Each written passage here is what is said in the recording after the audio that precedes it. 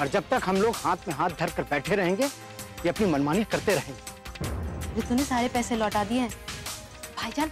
1 लाख रुपए का इंतजाम हो गया है। 50,000 दीजिए हमें, हम आज के आज सारे पैसे सिकंदर के मुंह पे मारेंगे। रात पत्ते खेलने में सारे पैसे हार गया मैं।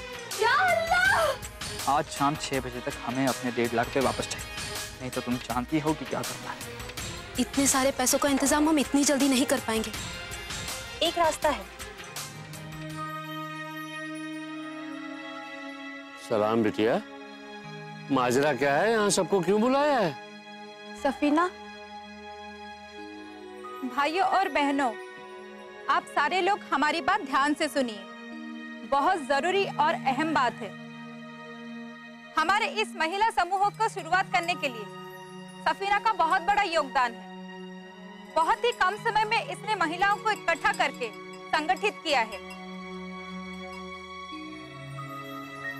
महिला समूह को आर्थिक रूप से मजबूत करने के लिए दूध का व्यवसाय चुनने का ख्याल भी सफीना का ही है। सफीना वो कड़ी है जिससे संगठन की सारी महिलाएं जुड़ी है और अपनी जमा पूंजी लगा के रात दिन मेहनत कर रही हैं। अभी नंदिनी बहन ने एक खुशखबरी दी है कि बैंक महिला समूह को लोन देने के लिए राजी हो गया है। नंदिनी बहन खुद बैंक मैनेजर से मिली हैं, लेकिन एक समस्या आन पड़ी है।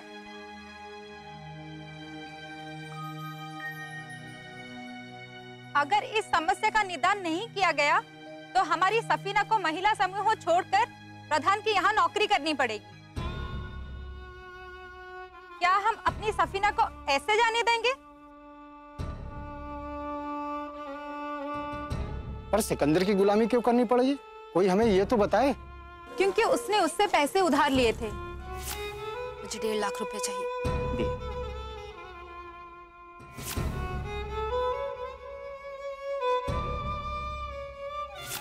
आज शाम 6 बजे तक हमें अपने 1.5 लाख पे वापस चाहिए। 1 महीने की मोहलत भी मिल जाती तो हम उसको पैसे चुका देते, मगर उसने 1 दिन की भी मोहलत नहीं दी। शाम के 6 बजे तक उसको सारे पैसे वापस करने पड़ेंगे, नहीं तो सफीना को उसके घर की गुलामी करनी पड़ेगी। नहीं, ऐसा कभी नहीं होगा। हम सब लोग कोशिश करके पैसा इकट्ठा करते हैं और शाम तक पैसा चुका देंगे। अभी 3 बज रहे हैं, हमारे पास सिर्फ 3 घंटों का समय है। अगर इस बीच हम लोग पैसा इकट्ठा कर ले तो हमारी सफीना को कहीं जाना नहीं पड़ेगा।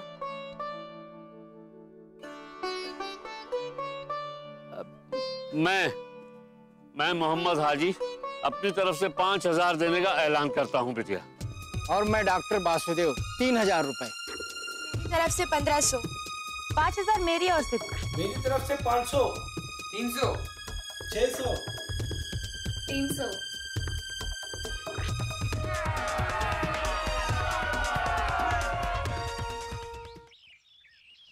चाचा जान, कमेटी की मीटिंग में ये कोर्ट के पेपर रखवा दीजिए। क्या बात करते हो सिकंदर मियाँ? अपनी जमीन है, इसके लिए हमें कमेटी की मीटिंग की क्या जरूरत? हाजी चाचा ने खबर भिजवाई आधार कार्ड के लिए। इनकी बातों में फायदा कम और नुकसान ज्यादा है। पर जिस एजेंसी ने इस आधार कार्ड का ठेका लिया है उसने हमसे पूछताछ की थी कि कब से शुरू करवा रहे हो तुम आधार कार्ड का काम। फिलहाल उसे रहने दो, जब तक उसको टाल सकते हो टालो, नहीं तो हम लोग उसमें उलझ कर रह जाएंगे। ठीक। चाचा जान, आजकल गांव में औरतों की चहल पहल बहुत बढ़ गई, माजरा क्या है? इन औरतों ने अभी दूध का काम शुरू किया है, उसी चक्कर में बुराई हुई है। ऐसा लगता है जैसे दूध बेचकर बहुत बड़ी सल्तनत खड़ी कर लेंगे। चाचा जान, दूध तो सुबह ही निकल जाता है ना। प्रधान जी, आपने जो सफीना को पैसा लौटाने का समय दिया है ना, उसी काम में सबके सब जुटे हुए हैं। पूरा गांव उसकी मदद करने के लिए सामने आया है। अच्छा, दूध सेंटर पे लोग पैसा जमा कर रहे होंगे हमें लौटाने के लिए। अच्छा याद दिलाया। चाचा जान, वक्त क्या हो रहा है? 4:30।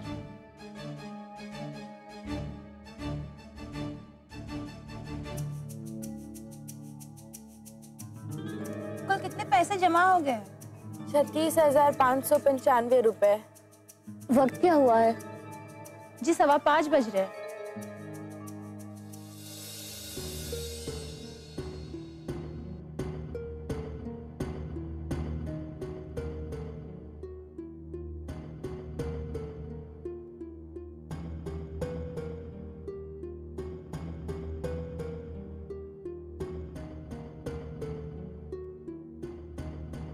मेरे पास पैसे तो नहीं है, ये कंगन रख लो।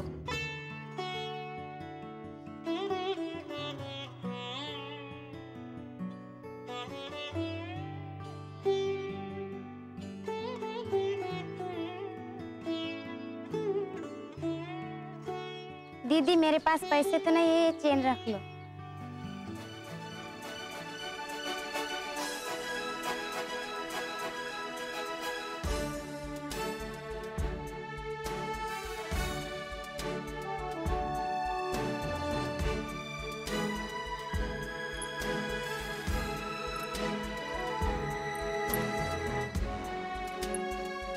दीदी इसके भी तो दाम लगेंगे।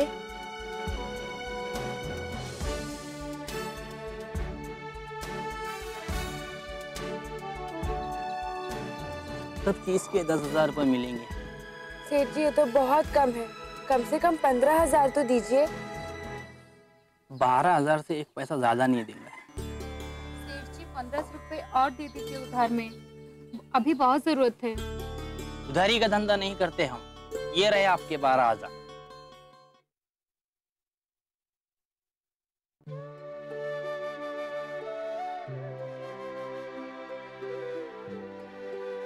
पाँच 5:50 हो गए हैं, अभी हमें चलना चाहिए।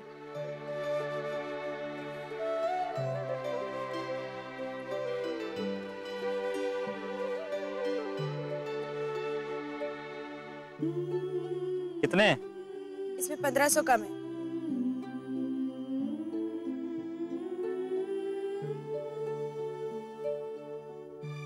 कहा था ना, एक भी रुपया कम नहीं लेंगे। सफीना जी आप शर्त हार चुकी है और अब से आप हमारे स्कूल में काम करो।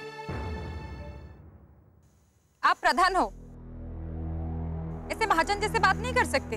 तुम बहू हो इस गांव की, यूं बीच में मत बोलो। ये सिकंदर और सफीना के बीच का मामला है। तुम्हारे गांव की पंचायत की मीटिंग नहीं है कि इतनी बड़ी फौज को लेकर चली आई यहां पर।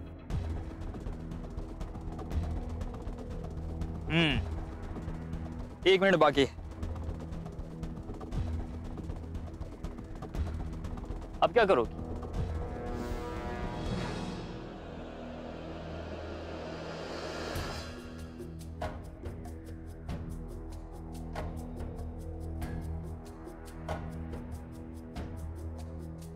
सफीना दीदी,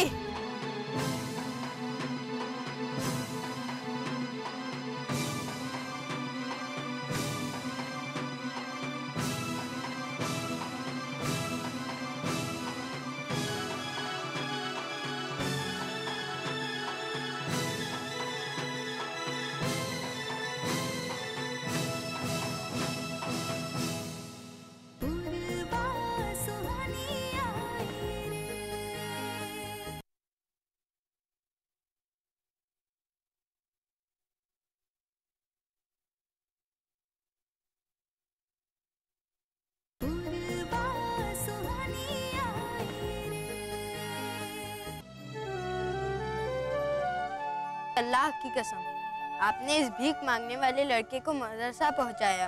प्रधानमंत्री अल्पसंख्यक की योजना की वजह से हमें मदरसा में पढ़ने लिखने का और फिर रहने खाने की सुविधा तो मिल ही रही है। हर महीने वजीफा भी मिलता है, उसी में से ये पैसा बचा के रखा था दीदी।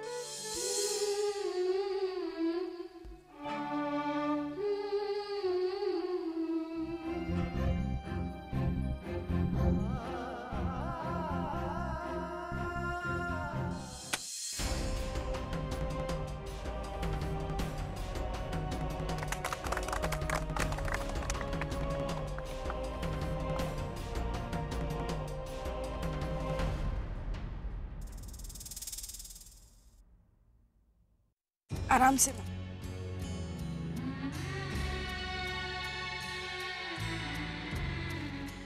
ये कुछ दवाइयाँ है जो चाची को और कुछ दिन देने हैं और इनमें गैप ना होने देना। जी आप चिंता मत कीजिए दीदी, मैं माँ को याद करके सारी दवाइयाँ खिलाऊंगी। चाची जान, आप ठीक तो है ना? अरे हम कौन से मरे जा रहे हैं? माँ जब भी बोलती हो अजीब बोलती हो, कभी तो कुछ अच्छा बोला करो। तुम चुप रहो। इतनी सारी दवाइयाँ लाने की क्या जरूरत थी? कोई फायदा है? हम नहीं खाएंगे। आंटी को बोलो ये दवाइयाँ मुफ्त में ही मिली है, अब तो खाएंगी ना। माँ नंदिनी दीदी की वजह से सारी दवाइयाँ मुफ्त में आई हैं, अब तो खाओगी ना। अरे इतनी सारी दवाइयाँ बिना पैसे से? अरे ऐसी बात थी तो 2 शीशी विटामिन की भी ले लेती ना। माँ जरूरत पड़ने पे वो भी ले आऊंगी। अभी तुम आराम करो, दवाई खाई हो ना, सो जाओ। और घाव अभी ताजा है तो ध्यान रखना कि उस पे दबाव ना पड़े। चलो मैं तुमको सुला देती हूँ।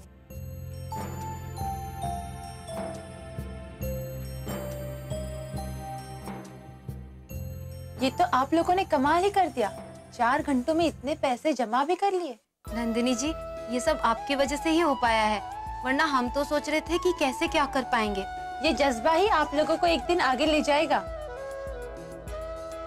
कोई भी बिजनेस स्टार्ट करने के लिए मोटिवेशन, एकजुटता और ईमानदार कोशिश की तो जरूरत होती है।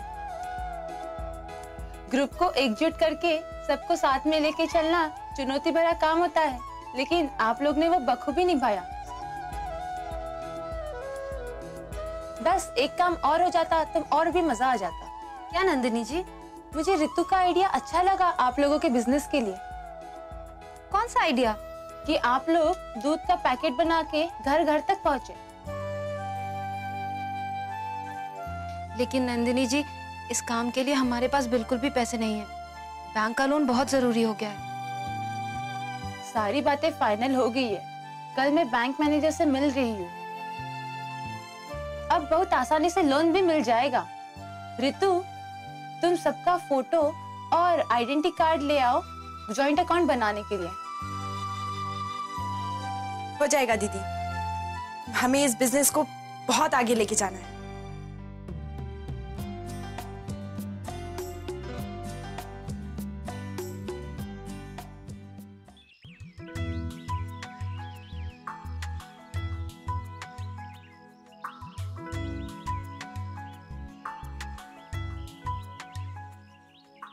हेलो, मैं सफीना महिला ग्रुप से। अब तक वो टेम्पो क्या? टेम्पो खराब हो गया? तो दूसरा भेजो ना, सब बुक है। होटल वाले का फोन है, दूध के लिए बोल रहा है।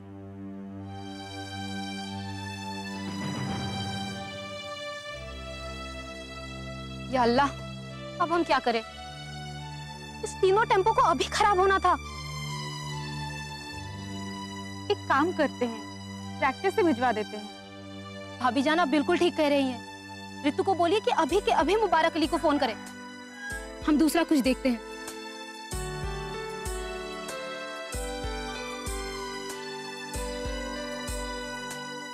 अरे सफीना बेटा, मुझे तुमसे कुछ बात करनी थी। चाचा जान, हमारे दूध सेंटर से अब तक दूध नहीं गया है, इसलिए हम बहुत परेशान हैं।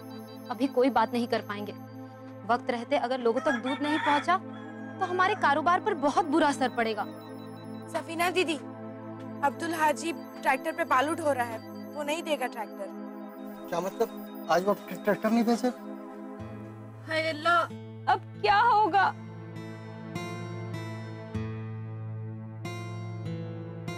नहीं, बिल्कुल नहीं भेजना गाड़ी।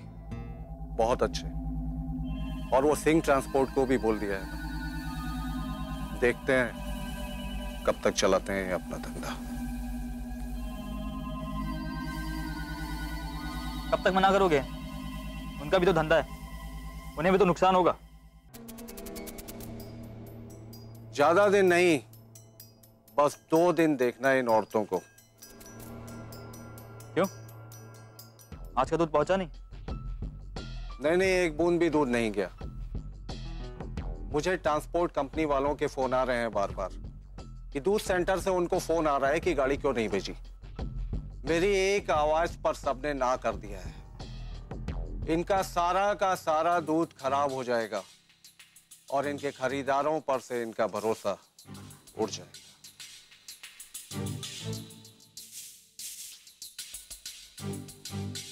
अरे पर इन सब से हमें क्या फायदा? तुम चुनाव जीतकर प्रधान बन तो गए, लेकिन सियासत में अभी भी कच्चे। किसी भी कदम को हल्के में नहीं लेना चाहिए, उसका एक सियासी मतलब होता है। तुम ध्यान नहीं दे रहे हो, ये संगठन बनाकर तुम्हें चुनौती दी जा रही है चुनाव में, क्योंकि चुनाव में अब कुछ महीने ही बाकी रह गए। साहब, दूध सेंटर में अफरा तफरी मची है। वहां पर कोई गाड़ियां नहीं आ रही है, ग्राहकों के फोन पे फोन आ रहे हैं। वहां पर सब परेशान है।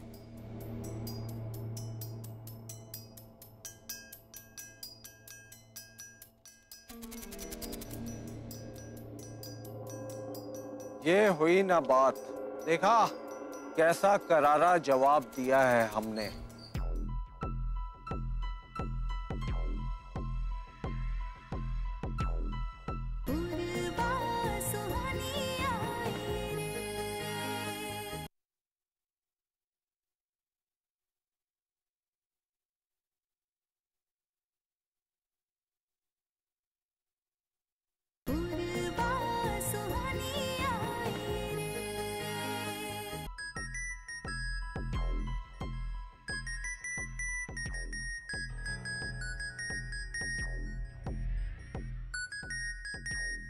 दीदी, आपका फोन कब से बज रहा है?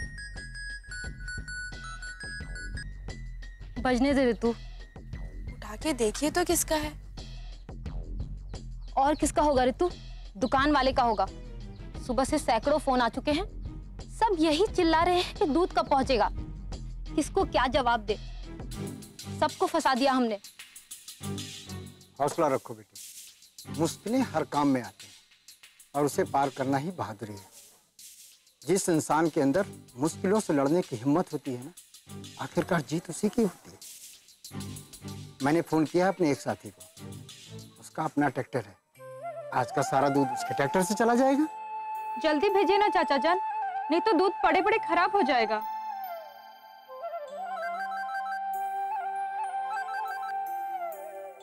हेलो, हाँ हाँ,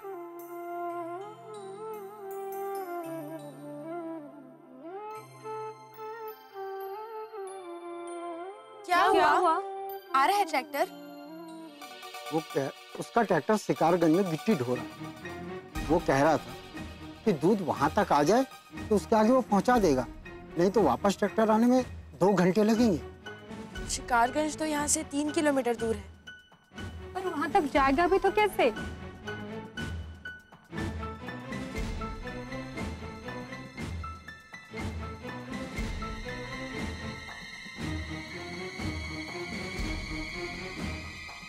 हम खुद दूध लेकर जाएंगे शिकारगंज।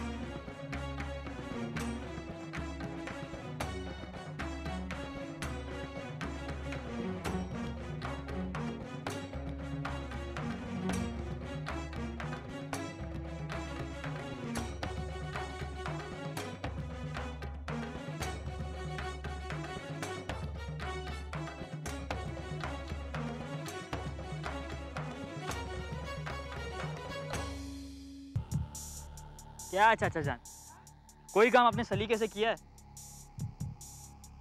अरे सिर्फ बड़ी बड़ी बातें करना राजनीति नहीं होती।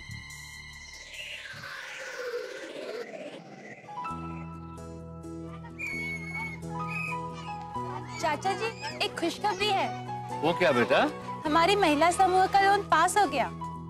बहुत बहुत मुबारक हो बेटा, अल्लाह कामयाब करे। मानना पड़ेगा सफीना को, वो जो एक बार ठान लेती है उसे करके ही रहती है। सच कहूँ तो सफीना इस गांव की पंचायत को संभाल सकती है। लोगों का बड़ा यकीन है उस पे। पर सिकंदर तो है ना? यहाँ हाजी साहब और डॉक्टर वासुदेव साहब कौन? जी जनाब, मैं हूँ। मैं आधार कार्ड बनाने के लिए आया हूँ। अरे वाह जनाब, कब से हम लोग आपका इंतजार कर रहे हैं। लेकिन यहाँ के प्रधान ने हमें सहयोग करने से मना कर दिया था। देखिए, हम आप लोगों से ये गुजारिश करने आए हैं कि केंद्र सरकार की ये योजना बहुत ही फायदेमंद है। हर गांव, हर पंचायत को इसका फायदा उठाना चाहिए। ये प्रधान को हो क्या गया है? आधार कार्ड केंद्र सरकार की कितनी अच्छी योजना है। अगर पंचायत इन लोगों को सहयोग नहीं करेगी तो ये लोग वापस चले जाएंगे। ये तो बड़ी ज्यादती है भाई। केंद्र सरकार इतनी सहूलियतें दे रही है गांव-गांव में, और जिनको सहयोग करना चाहिए वही खिलाफ है, विरोध कर रहे हैं। उनको विरोध करने का कोई हक नहीं।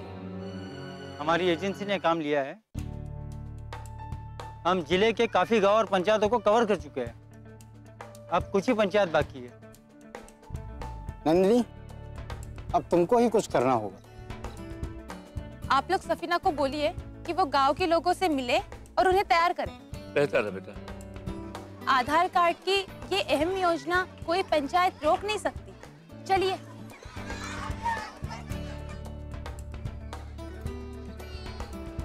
डॉक्टर साहब, आपने देखी उस अल्लाह की ताकत। लोगों के हक की लड़ाई में मदद के लिए उसने फरिश्ता भेज दिया, नंदिनी की शक्ल में। शुक्र है अल्लाह।